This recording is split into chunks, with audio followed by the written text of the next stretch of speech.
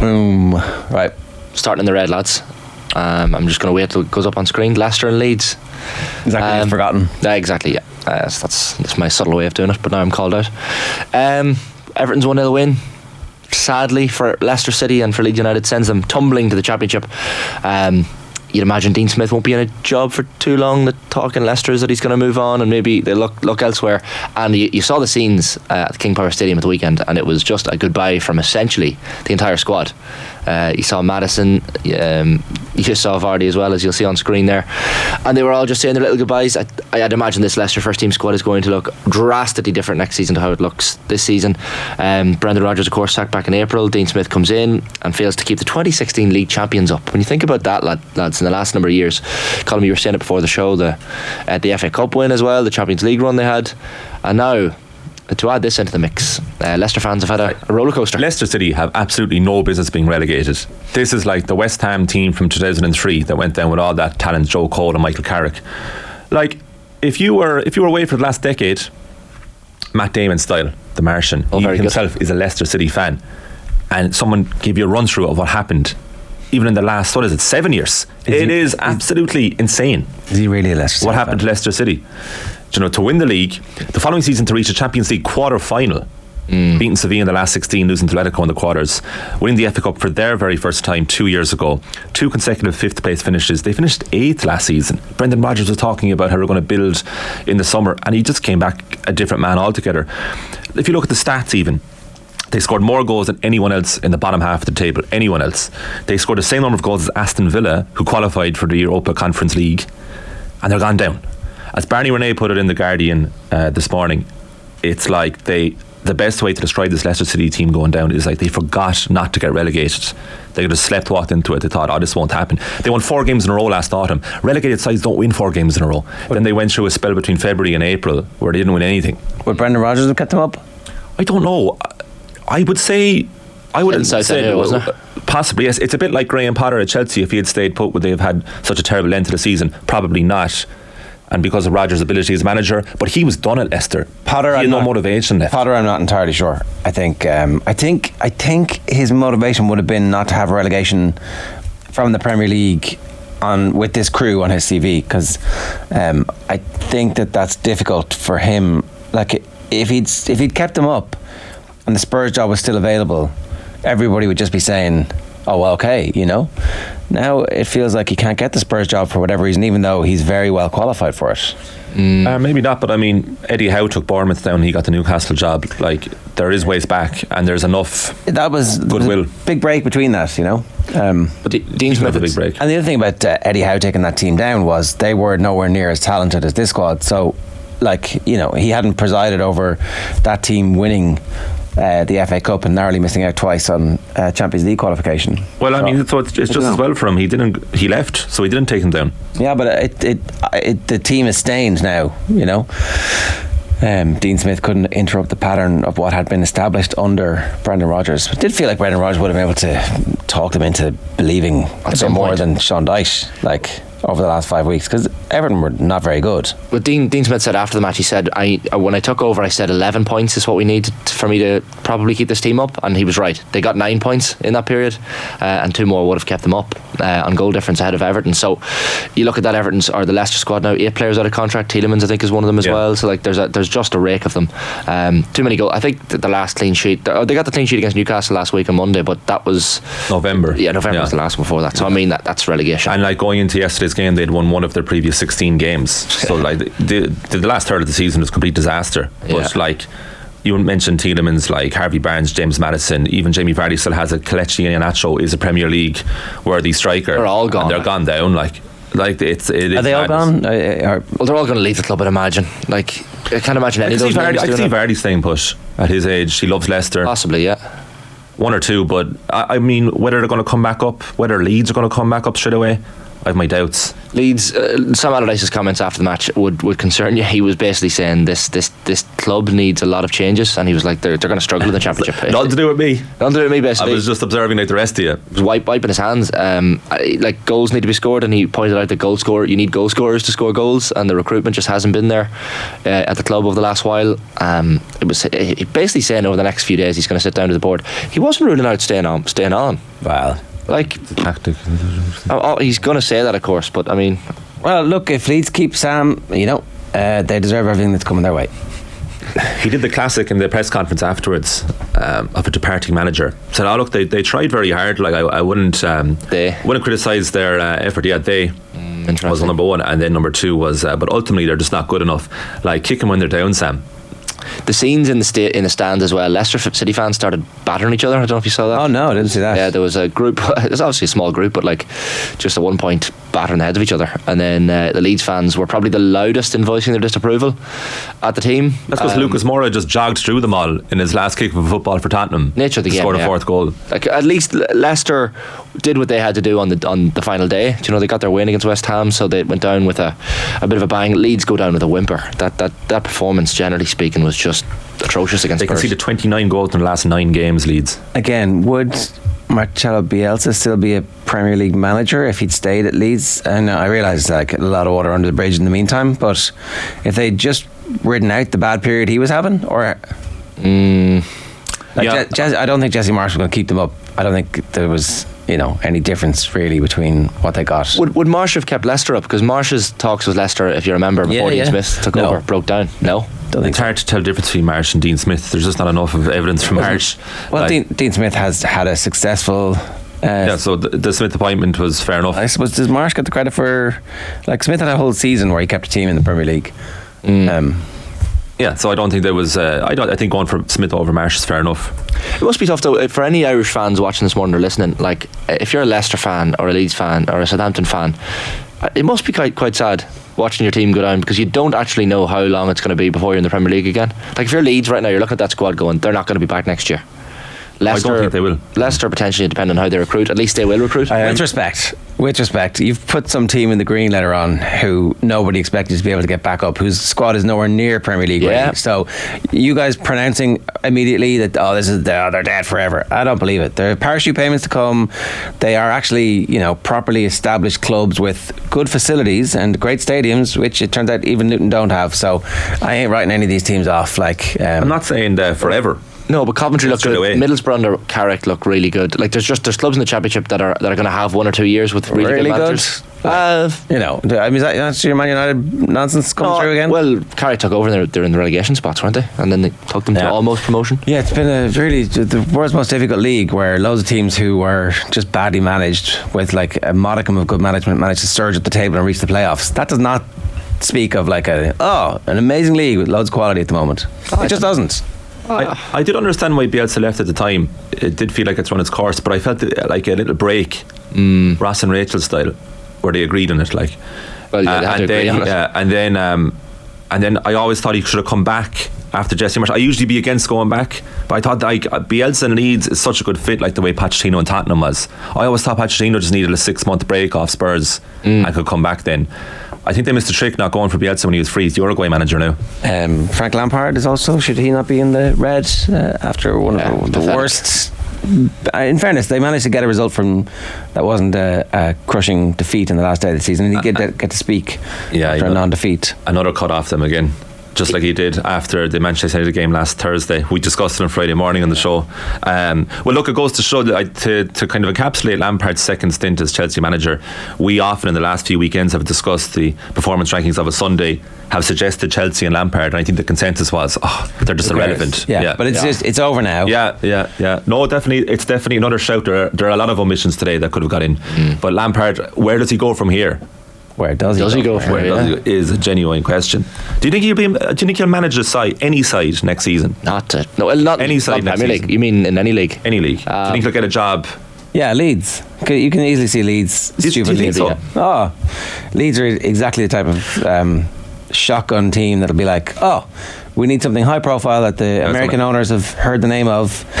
And it'll be like, yeah, we know him. He's what's I think his track Sam- record like? But he did get a championship side to a playoff final before. With was Mason Mount playing on the team? Yeah. Part of the playoff, part of the championship's brutal, though, according to. Well, I mean, it wasn't particularly rent in some players and take a mediocre side and put it in. Come on. Even Aston Villa got out of the championship There you years go. ago, yeah. Yeah. A suggestion by Emma Carroll to put Aston Villa in the green today for both the Premier League and WSL seasons. Yeah. On the Premier League side, Unai Emery he must be absolutely thrilled. very close to Conference League? Yeah, you just a little bit like, oh, will they have the squad to manage? Like, they didn't have the squad to manage any cup runs this year, and he basically threw the tin hat at the cups, which was, it turned out, the right thing to do. In Villa retrospect. probably are unlucky, actually, yeah, when you think about it. Like, Spurs did their job in the last day to get Europa Conference League, but Villa beat a good Brighton team. And then Rachel Daly, of course, banging in goals in the WSL as well. So, good weekend for the club, Ger. Yeah. Roy Keane had one final cut off David De Gea before the season ended. I don't know if you saw that. He got awarded his clean sheets of the season award, his trophy. Golden Gloves. United, United, that's the one. Clean glove, United players started patting him on the head. He was like, what's that? What are they patting him on the head for? They need to get rid of him. And then Mick Richards said, what about all the clean sheets? He says, nah, not having him. He's right. Not good enough. He's right. He is right. Now, He is correct. Look, maybe Keane only needed control of a club where he had a budget to be able to get rid of players.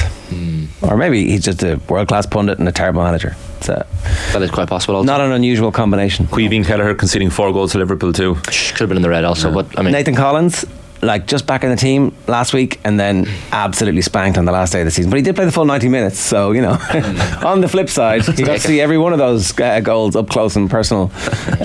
So yeah, he could easily win it. I do think, we just all joking aside, that the Cork City fans who were chanting about Stephen Bradley's son on Friday night should be in the red. And like, anybody who is not reporting them or helping Cork City identify them, there is talk of lifetime bans from all activity, and Cork were out pretty quick with their statement. But like, this is completely unacceptable. It is absolutely disgusting, and the fact that Stephen Bradley is the one who had to come out and talk about it, and maybe that was just the way it happened in the sequence of events, but you would really hope that Cork get a handle on that quickly, and that they're the ones who are doing the investigation and finding the fans.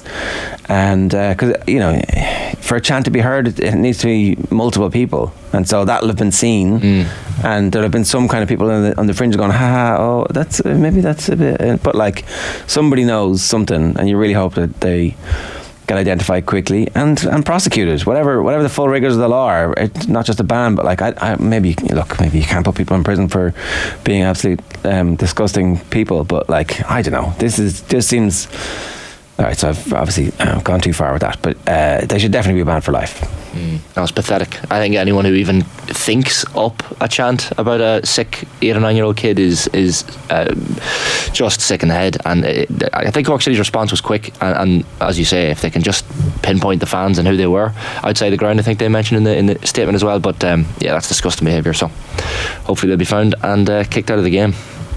We'll move on to the other red this morning, lads, and it is going to be Cork hurling, Colm. I know you're not going to like this. It's just Cork generally, Colm. Is it Cork? Yeah, we just put the county in there. Yeah. What happened there? Well, I mean, look, Limerick 325, Cork 130. Limerick roaring back, making a 5th straight Munster final as well, and sending Cork out of the championship. So 41,000 just under in the TUS Gaelic grounds as well, watching this one. Patrick Horgan hitting 114, but sadly for Cork it wasn't enough. The performance, probably and possibly their best of the championship so far, which is why, Colm, I know you're possibly going to argue that them in the performance rankings in red is a controversial one. If anyone from the Munster side should be in red this morning, it should be Tipperary, who nearly blew it against Waterford. Nearly though, they lost the. Yeah, I suppose. How can you put a side in red when they lost by a point to the two best sides in the country? Well, that's all they lost. Like, so Cork are out, right? But Dublin are still through, even though they coughed up a Wexford-esque lead against Galway. Are we still all like the Munster Hurling Championship is the best championship in the world, even though we now have a weakened All-Ireland series because everybody is fixated on the Munster Championship being the be-all and end-all? Are we sure this is the right thing to do, that Cork are gone, they're now also Rans, and there isn't even a goblet of minor prestige for them to lean into? No Tailteann Cup for them. To be fair, they're the best team knocked out of the championship in years, aren't they? Well, they could have gone on to win it's All their Ireland with earliest that. championship exit since 2001. Yeah. Well, 22 years. in a calendar year. Yeah. Obviously, Yeah, they've yeah. been beaten, earlier in the season. Also against Limerick. But I presume we're putting them in red because it's so cruel. I think Like it's performance, like they were again brilliant yesterday. I think we're putting them in the red because they're out, and actually, I'm not sure that the championship structures are as amazing as everybody says they are. Now, look, I'm definitely in two minds. I could easily be convinced that if this wasn't knockout, nobody would be going to the games because people don't really care about the title. But I don't know about that either. Like, everybody's showing up because they're hurling fans and they're watching the best hurlers in the country go against each other. Does it matter that, like, they're out? I'd be interested to see what hurling fans think about the structure now, because I was chatting to Conor Gilligan at the weekend, and we were both of the agreement that we actually quite enjoyed the first round of the group phase and the football side of things, and I did not expect to enjoy the first round. I was like, oh, this is only going to heat up when there's actual jeopardy at stake, but it turns out there is jeopardy in the first round. I think the results have been so kooky that, like, all of a sudden you feel like anything could happen. Yeah, makes it more interesting. Yeah, and like the best players playing a lot of games. Is that not what we want? It's interesting. Is it not mad that Dublin are in the championship?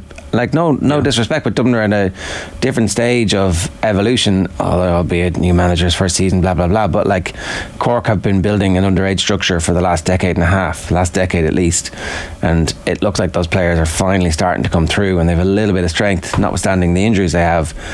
Just feels a little bit unfair after the weekend and after the championship we've had. Now, Galway, who had won in All Ireland, were also knocked out in the last round of the round robin in the previous one before COVID. So, like, they're not the greatest team ever to be knocked out in the round robin. I have to just want to have a little bit of a. It was Scales Galway, wasn't it? That team. So he wasn't defending himself, or maybe he will later on. I've only listened to the first half an hour of the hurling pod so far. But Cork, a victim of geography. It's awful. Right. There's two comments here. Cork victimhood is interesting, right? hook it to my veins. What, a victim of geography? What do you mean? Because they're in Munster, just? Yeah, they're out now. Like, we're down here, but like, as Charles already alluded to, almost accidentally, the Cork shouldn't be out. Two comments here. Connor 1272. Cork are building something for the future. Under Pat Ryan, our time will come. But then John Claffey on the other side. How many chances do Munster teams want? Fair point. Well, I mean, the same number of chances as everybody else. It's just that now we don't have a championship where, like, Cork could legitimately be the best team in the country for the next 2 months, but we'll never know. There is a possibility that they're getting better game on game. And before you tell me, oh, well, why didn't they win? Because they had Limerick away from home. The vagaries of it this year, they ended up with Limerick in an away game, and like, we do know home advantage matters, and certainly they got a fairly sweet penalty decision given. The home team did, the away team didn't. This So soft. This stuff matters. So look, I don't know. I'm putting them in the red. They're out. That's the end of the season. I don't know if it's necessarily particularly fair. No, it's the harshest red. I think in my made up power rankings for 2024, I'm gonna have a little sniff of Cork to win the All Ireland. Oh, nice. Yeah. You're giving the Cork fans a bit of hope this morning, Jar. Just think of the grudge they will be nursing for the next 11 months. Grudge at who though? The structure? Well, everything. The injustice of the world, the ungovernable sea. They lost those games. They lost to Limerick. Like, But it's it's the performance. They did lose. It's the performance. But like, they have control over that. They don't have control of the structure. So cry about things you don't. It was a brilliant over. Match. Like, it was like the match of the weekend. Yeah, and they're in red. And it was a very dodgy penalty against the insane. 3-time / on verge of 6 All Ireland in a row. Their shooting accuracy was 100% after 20 minutes. 11 points from 11. It's not bad, is it? Do you know what I mean? The performance certainly the weekend wasn't in red. I will say, look, the other side of it. In the second half, like, they were level at half time. They were only level once in the second half. They never went ahead, Cork. Yeah. And like, all the games really this year have been tight. It's on their cusp of something, but like, the difference in mentality and feeling towards Cork between now and this time last year, like, it's a different world. Pretty positive. There's a lot to look forward to under Pat Ryan's side. Like, they'll be kind of the moral victors of the championship. Like, that's what we all want, a moral victory. When the quality of matches dissipate, everyone will miss a Cork. They should still be here at the party. They right. went home early. Come on, we got to keep going. Move on to Amber. We'll move on to Amber and the Gaelic football side of things. We just briefly mentioned Dublin and Monaghan are the teams that we've mentioned here in Amber for reasons I don't know really, but certainly from the Monaghan perspective, I don't know why they're in Amber, but I'll talk about that in a second. Say a word Dublin against this last night. Listen, I know, I wanted to save it for on air. It has more impact. Dublin, there was a point during the game where Jim Murtagh scores an unbelievable score off the left to make it 8 points to 4 in the second half. In the first half, goes to 9-5 for half time. You're thinking Roscommon have this. Like they're actually, Dublin aren't creating anything, and every time Roscommon come forward, they look like doing something dangerous. A bit of a fortuitous goal, I think, for John Small as well, the keeper. I mean, was it legal? I wasn't sure. It was definitely. I mean, I'm not. Anyway, I guess they gave it. Again, hometown decisions. Would have been harsh to possibly disallow it, but Cormac Costello, to be fair, had a brilliant game for Dublin throughout, especially in the second half. Just not from place balls. Yeah, just not from place balls, but certainly from play he was involved in a lot and kicked a few nice scores from 7 points in total, 2 45s and 2 frees. So, but did miss some frees, and you're like, are Dublin going to win All Ireland without somebody who's at like 95% in the All Ireland final? Basically, you're allowed to miss 1 as opposed to 2. Was the free at the end? Sean Bugler puts Dublin 2 ahead, and then towards the end, Conor Cox earns the free. That's obviously brought forward to where the ball lands, and Donny Smith taps it over to earn Roscommon the draw. I don't know, was that a foul? There was a debate last night on the television on the Sunday game about that particular there's incident, no referee and they never did that. I know, not at all. But I think the reason that you won't hear about that is because a draw was a fair result. Roscommon certainly earned at least a draw from that game. Roscommon build on their Division 1 form as well. I was feeling very cocky after last week about having the Dubs at number 1 in the performance rankings. I'm just not sure about it at the moment. I'm just not sure about it at the moment. Didn't feel like it felt like they weren't tuned in, and maybe they're periodising for a quarter-final. They don't care who they play, quarter-final, semi-final, final, but like now they've left it down to scoring difference. Whoever beats Sligo and Kildare by the most will get the home we'll go straight through to the quarter-final, and then you'll have to play week in, week out, and they have injuries. So Davy Byrne went off and Kilkenny went off, and it looked like they had a really strong squad, but loads of those players who we thought were going to just come back and be in their old form aren't in their old form. So Dublin. Like, when did Dublin hit only 111 in Croke Park? Like, have you last seen that?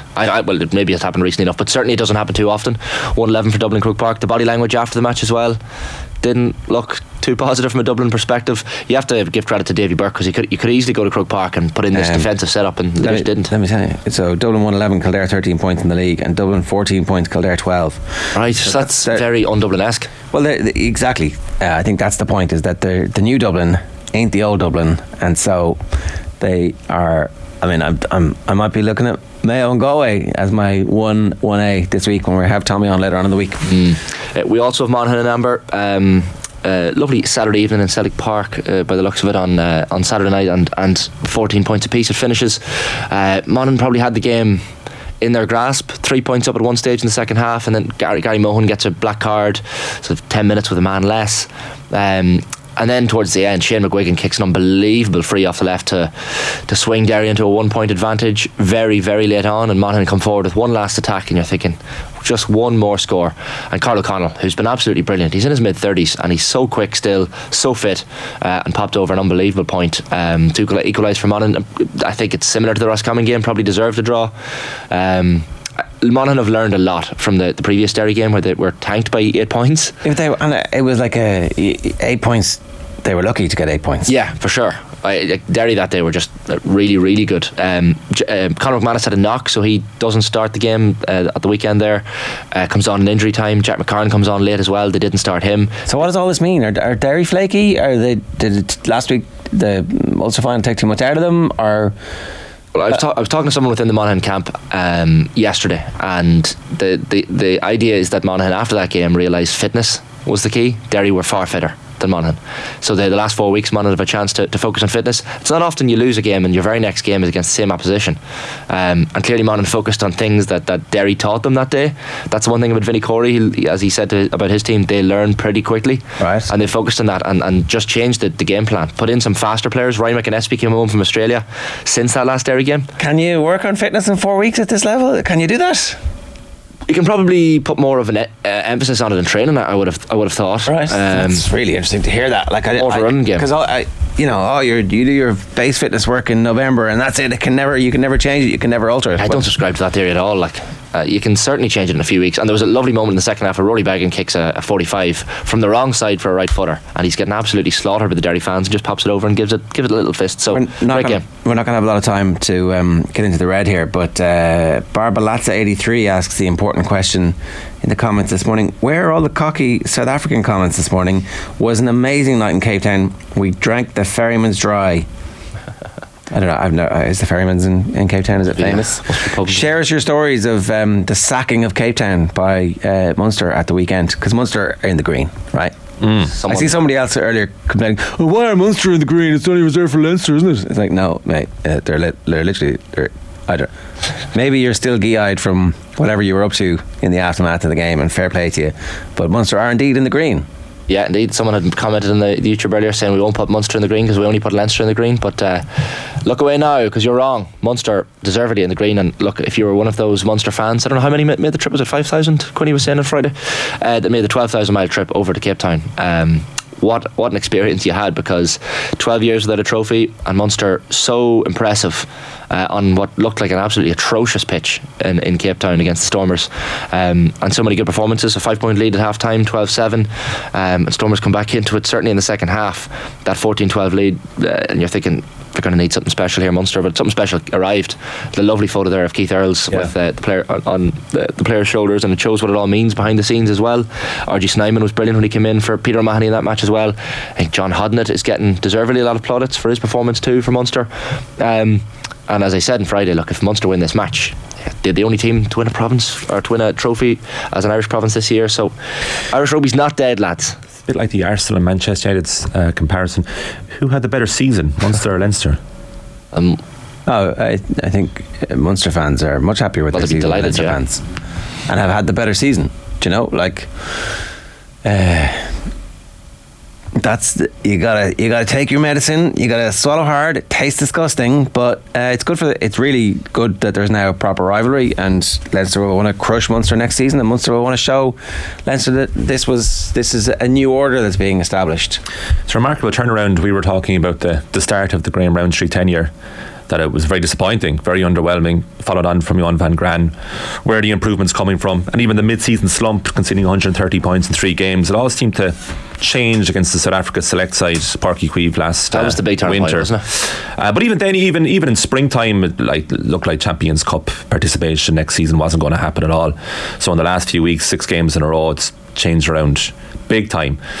And like, not just Keith Earls, but you'd be delighted for Peter O'Mahony, and then the John Hodnett interview afterwards is one of the great comic timing moments of Peter O'Mahony's slow hand to the face as Hodnett starts off his interview with Nick. Has he not done it himself though? Has he not? Yeah, it's classic O'Mahony. Has he not, like, occasionally? Reminded of himself, surely. It is like one of your kids doing the same thing that you've done before, and you're like, oh no, I've passed it on. Can't give out. Yeah, look, we're going to talk Keith Wood about this in more depth in just a moment, and we'll obviously have Quinny on later on in the week. But if you are a Munster fan who was at the game, give us your thoughts, and we'll keep reflecting on those very quickly. Tommy was in touch earlier on. Morning, lads. A few takeaways from what was an epic weekend of hurling. We've got the fastest game in the world. One referee makes all the decisions. We have instant replays. The fourth official could have a monitor pitch side for the ref in high stakes calls. It's dealt with quickly. Hurling is so fast, 2 refs are essential in today's games. Umpires should be experienced, assistant or retired referees to ensure good calls are being made. This is the other thing that's an excellent point, and the pressure is taken off the referees. But then the last one is, right, the GA should restructure the championship. Quality teams getting knocked out while Joe McDonagh teams get through. They have their own comp. Carlow can technically win 2 All-Irelands in the same year. That's the winning argument here, right? Those teams are still through. Cork are out. It should be a playoff between Cork and those teams, and then Cork should have, they should be punished for being the 4th best team, but they shouldn't be out. But should the Joe McDonagh Cup winners not be given that opportunity to? Why though? This year they've won their All-Ireland in a way. Do you know what I mean? That was their All-Ireland. That was the thing that you entered at the start of the year. Congratulations. What's the point in them going out and getting hammered next week? It's extra motivation to perform in the Joe McDonagh, isn't it? If you have the carrot in the end of the stick, that'd be in the All-Ireland participation. But I don't know. I think it's tokenistic at this stage, that you'll get this thing even though you're nowhere near the standard of it because you haven't had a season in the league or 2 seasons in the league to get to the standard where you can be properly competitive. Yeah, I can see arguments for both sides, to be fair. It's one of those awkward ones. I can't see any arguments for it. Well, I agree. I'm not both sides in this, buddy. No, but maybe the playoff gives both teams a chance. Like if you have the Joe McDonagh winners have a game against Cork or whatever, yeah, it's hard to argue against that one. Is this Monaghan FM? Far too much time spent talking about Monaghan, says JP Ryan. I agree. What are you talking about? Absolutely. Why? Because they're not relevant. Come on, move on. Yeah, we got to go. Drew the Ulster champions. Like, get out of it, lads. You're talking shite. Sorry. Rashida Adeleke, we should mention as well. What a performance from her at the weekend. Smashed her own Irish record of 400 metres. She keeps just beating her own records. Posted the 4th fastest time in the world this year at the NCAA Championships in Austin. Only last month she broke the 50-second barrier for the first time, 49.9. So she's done 49.54 at the weekend. So she's just ridiculous. She keeps breaking records, most of them her own. So fair play to Rashida Adeleke, and well worth, I think I mentioned in the green as well this morning. The other element in green for us is Luton Town and Chelsea. Chelsea women's team, of course, because we mentioned the men's. Luton's story has just been unbelievable. So obviously the last time they were in the Premier League was it the first year of the, or the last year before? Sorry, never really, since 92. But the work that Rob Edwards has done, and that performance the weekend to beat Coventry City on penalties at Wembley, really, really impressive. You look at their stadium, and we were mentioning it before today, Kenilworth Road. You walk through a housing estate to get to the away end, and it's just bizarre and remarkable and brilliant. And to see that in the Premier League next year is going to be quite incredible. The game itself, like the collapse of their captain in the first half, Tom Lockyer, like you're thinking this is very concerning, but then he's taken off, and I think his parents came into the dressing room to him, and he watches the penalties from the hospital bed, I think, with all his heart monitors and stuff on. So glad he's okay. But the work that Rob Edwards has done since he came in has been amazing. So good to see them in the Premier League. Jim Sullivan says, but Munster are only in the light shade of green. Lol. No, the light shade of green is the first ones. They were the first ones. That's how that works. There's no like, you're kind of only a little bit. We green. started with Munster green last night and did everything else. I love the paranoia that you have that we're somehow trying to do this down, or bitterly, angrily. Somehow it ain't true. Yeah. And the Chelsea that I mentioned, Chelsea beat Reading 3-0 in the WSL at the weekend. Emma Hayes, the job she's done is amazing. Sam Carey gets 2 of those games, a 4th successive league title for them, and she's just taking them on to another level. So fair play. 8:04. That is this week's version of the Gillette Labs Performance Rankings.